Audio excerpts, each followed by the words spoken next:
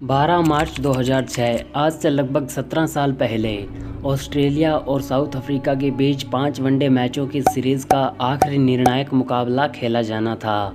ये मैच एक नया इतिहास लिखने वाला है। ये बात शायद उस समय किसी को भी पता नहीं थी। टॉस के लिए मैदान में उतरे कप्तान रिकी पॉन्टिंग ने टॉस जीतकर पहले बल्लेबाजी करने का डिसीजन लिया। उस समय ऑस्ट्रेलियन टीम अपने चरम पर थी, जिसमें Gilchrist, Ponting, Michael Hussey, Andrew Symonds तथा ब्रैडली जैसे खूंखार खिलाड़ी शामिल थे। पूरी दुनिया क्रिकेट जगत में कंगारू टीम का लोहा मान चुकी थी।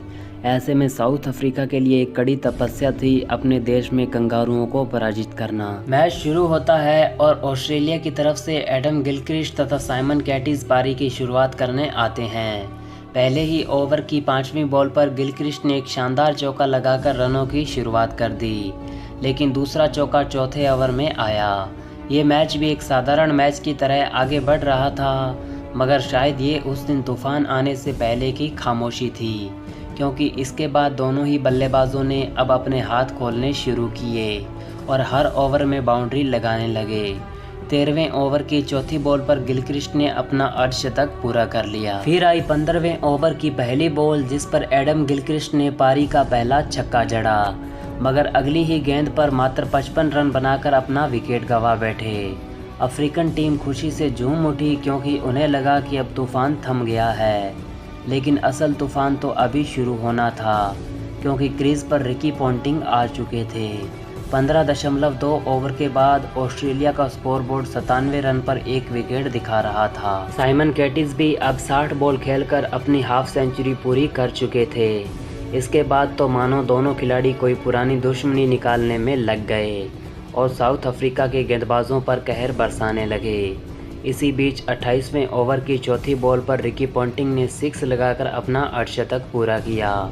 इसके बाद तो छक्कों का सिलसिला ऐसा चला कि ऑस्ट्रेलिया की रन रेट को 15 से भी ऊपर ले गया। 30 ओवर के खेल के बाद टीम का स्कोर 200 रन से ऊपर जा चुका था, लेकिन 216 के स्कोर पर साइमन 89 रन बनाकर आउट हो गए। अब क्रीज पर कप्तान का साथ देने माइक हसी आते हैं, मगर पॉन्टिंग उस दिन जाने क्या खाकर मैदान में उतरे कि रुकने का नाम ही नहीं ले रहे थे। दोनों खिलाड़ी 50 रनों की साझेदारी कर चुके थे। अब बॉल थी अफ्रीका के कप्तान ग्रेम स्मिथ के हाथ में और सामने कंगारू टीम का कप्तान 99 पर खेल रहा था और अगली ही गेंद पर पॉन्टिंग अपना शतक पूरा कर लेते हैं। माइकल हसी भी अब अपना रंग दिखाने लगे और पॉन्टिंग के साथ मिलकर अफ्रीकन गेंदबाजों की कुटाई करने लगे। जब 47वें ओवर में हसी आउट हुए तो उनके खाते में 81 रन थे और टीम का स्कोर 374 रन था। लेकिन रिकी पॉन्टिंग नाम का तूफान अब भी जारी था, जो छक्के के अलावा बात ही नहीं करता था। उनका निजी स्कोर 150 रन से पार जा चुका था। आखिरकार 48वें ओवर में एंड्रयू साइमंड्स ने छक्का लगाकर स्कोर को 400 के पार पहुंचा दिया। आज क्रिकेट का इतिहास भी कंगारू टीम को सलाम ठोक रहा था, लेकिन अब पॉन्टिंग 105 गेंदों में 164 रन बनाकर वापस लौट गए। पूरा स्टेडियम उनकी इस पारी को सराहने के लिए उनके स्वागत में खड़ा था। अंत में साइमंड्स ने कुछ अच्छे शॉट लगाकर टीम का टोटल 434 रन पर पहुंचा दिया। ये रहा ऑस्ट्रेलिया की पारी का स्कोर कार्ड। आज से पहले 400 भी नहीं बना था, मगर आज स्कोरबोर्ड पर 434 टांग दिए गए थे।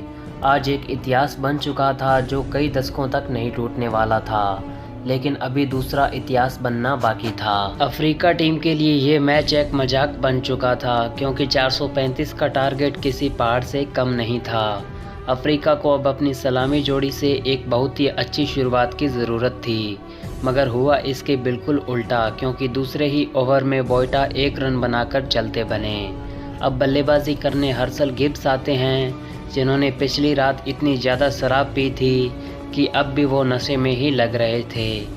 लेकिन आज एक शराबी ही अफ्रीका की नाव पार लगाने वाला था। दोनों बल्लेबाज अब पारी को आगे बढ़ाते हैं। दोनों के दिमाग में एक ही बात थी कि शायद टारगेट तो पूरा नहीं कर सकते, लेकिन कोशिश तो कर ही सकते हैं, और दोनों देखते ही देखते 50 रनों की साझेदारी भी कर डालते हैं। अफ्रीकन टीम के खिलाड़ी और फैंस बस जश्न मना रहे थे, क्योंकि ये लक्ष्य तो बहुत बड़ा था, मगर फिर भी दोनों बल्लेबाज अपनी पारी को एंजॉय कर रहे थे। गिब्स ने सिंगल के साथ और उनके पीछे स्मिथ ने चौके से अपना अर्धशतक पूरा किया। इन दोनों के दरमियान एक शतकीय साझेदारी हो चुकी थी। टीम का स्कोर 16.4 ओवर के बाद 1 विकेट के नुकसान पर 134 रन था। अब स्मिथ ने बाउंड्री का सिलसिला बढ़ा दिया और छक्के चौके जड़ने शुरू किए। साथ में गिब्स भी अपना गेयर बदलते हुए दिखे, लेकिन इसी दौरान साउथ अफ्रीका के कप्तान ग्रिम स्मिथ 90 रनों की एक शानदार पारी खेल उदास चेहरे के साथ वापस पवेलियन लौट गए। अपनी टीम के लिए कैप्टन का ऐसा जज्बा और जुनून देखकर पूरा ग्राउंड तालियों से गूंज उठा। मगर अफ्रीका की मंजिल अब भी कोसों दूर थी, लेकिन खुशी की बात ये थी कि हर्सल गिब्स अब भी क्रीज पर मौजूद थे और उनका नशा अब सर चढ़कर बोल रहा था। गिब्स ने अपना शतक 79 गेंदों में पूरा कर लिया। इसके बाद तो मानो वो अपना आपा खो चुके थे और ऑस्ट्रेलिया की गेंदबाजी पर कहर बनकर टूट पड़े।